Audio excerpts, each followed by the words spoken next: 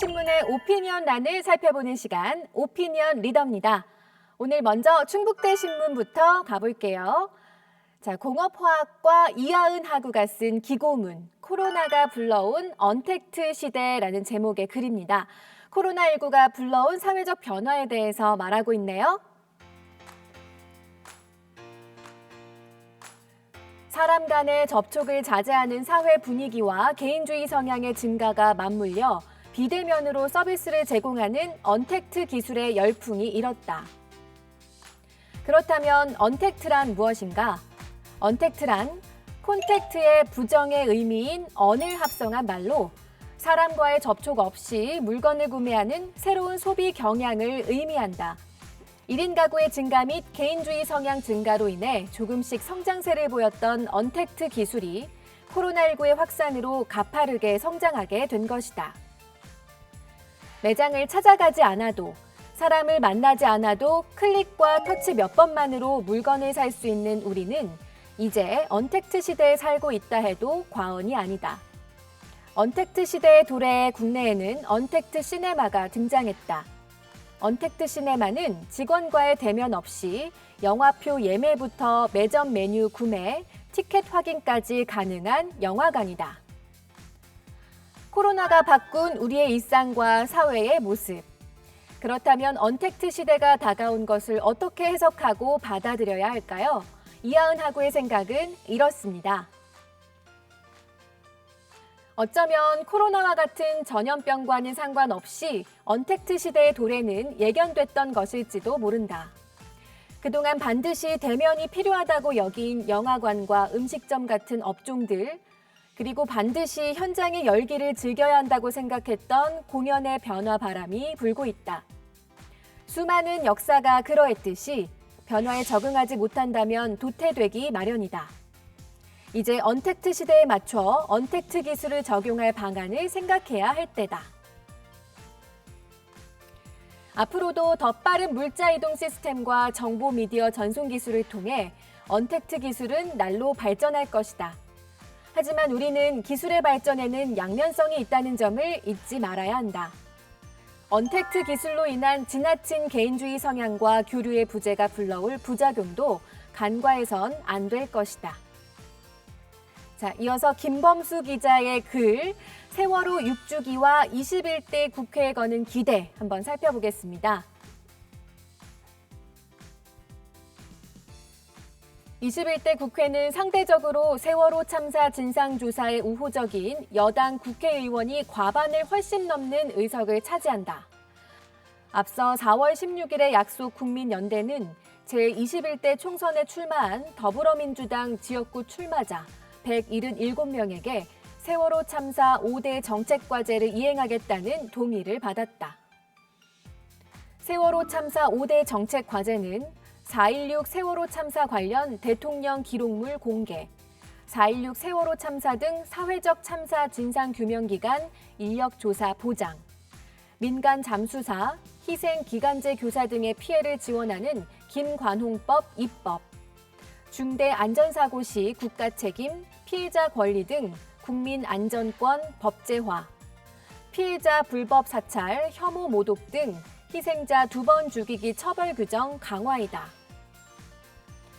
세월호 참사와 관련해 과오가 밝혀진 공직자를 처벌할 수 있는 형법 제268조 업무상 과실, 중과실 치사상의 최대 공소시효는 7년으로 이제 1년이 남았다.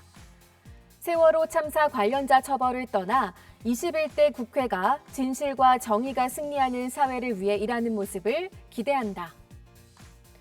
세월호 참사를 비롯해서 국민 안전과 직결된 법과 제도를 속도감 있게 정비하길 바란다는 내용의 글이었습니다. 자, 이어서 충북대 신문의 사설 한번 살펴볼게요. 제목은 코로나가 남긴 것입니다. 함께 보겠습니다. 경제, 외교, 사회적 변화와 더불어 코로나가 남긴 것이 있다. 우선 스스로의 생활을 되돌아볼 기회를 강제로 가지게 되었다는 것이다.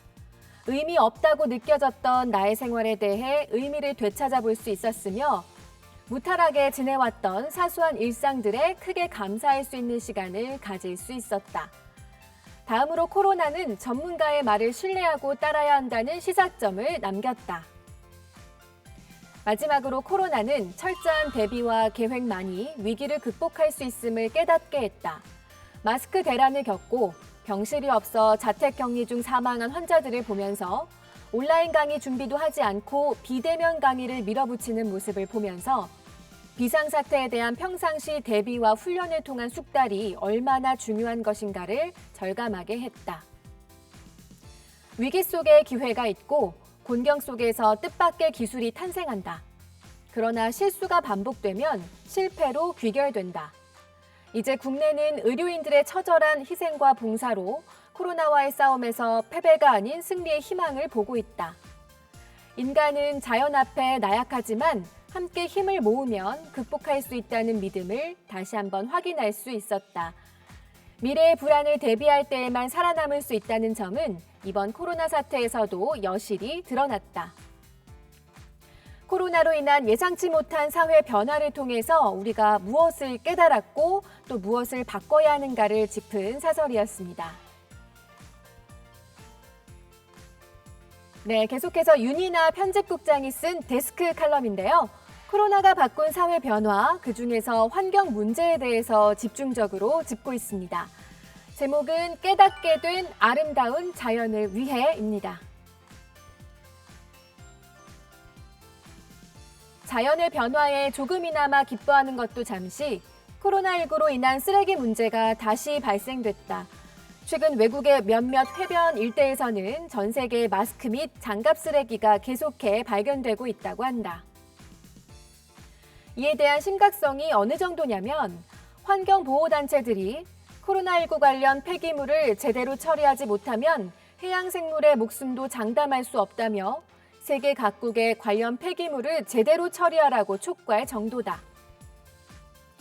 그동안 우리가 누렸던 모든 것을 포기할 필요는 없다.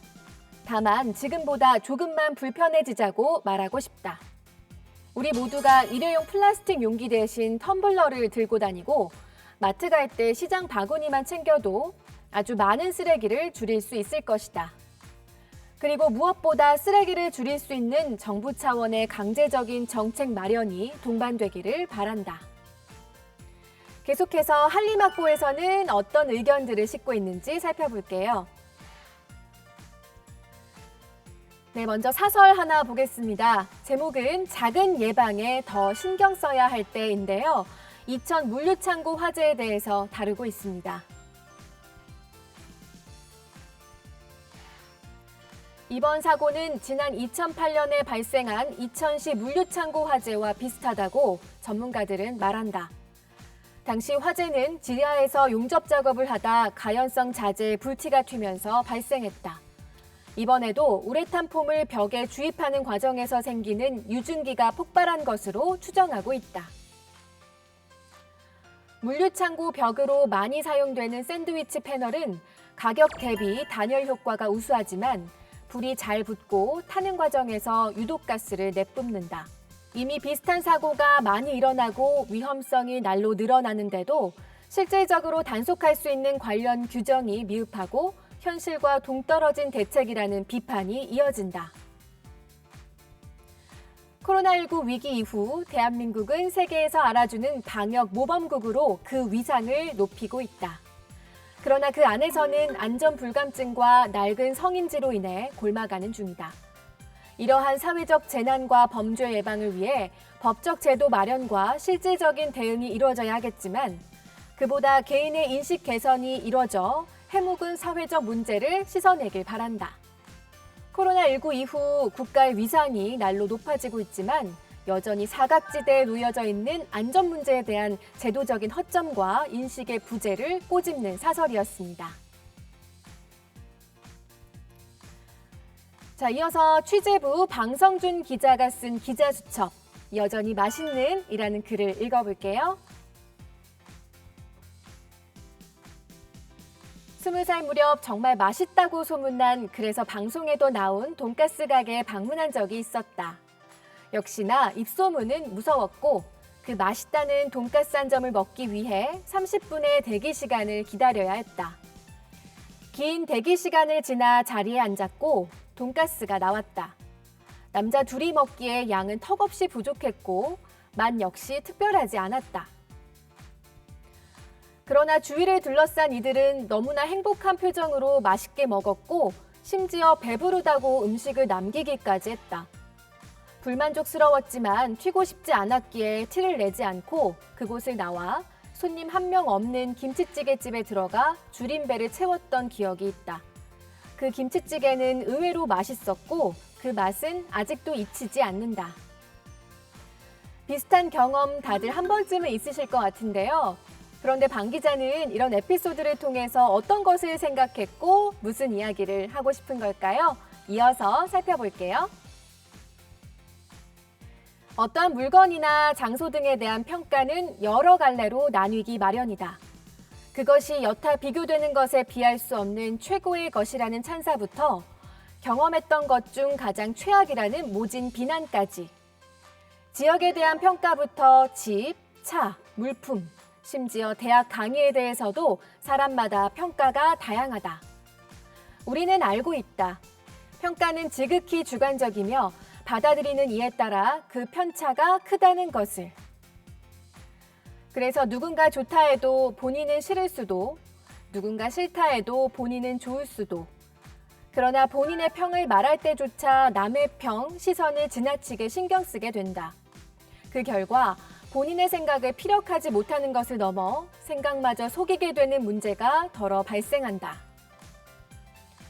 고등학교를 다닐 무렵부터 자주 먹던 족발집이 있었다.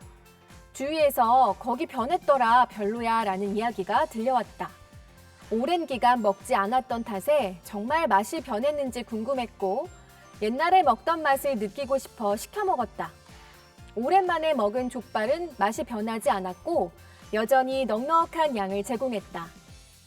인생은 모른다. 족발을 먹기 전까지 만족할 줄 몰랐던 그날처럼 말이다. 맛집을 통해서 자신만의 인생의 진리를 깨달아가는 과정을 적은 글이었네요. 자, 그럼 다음 코너로 이동합니다.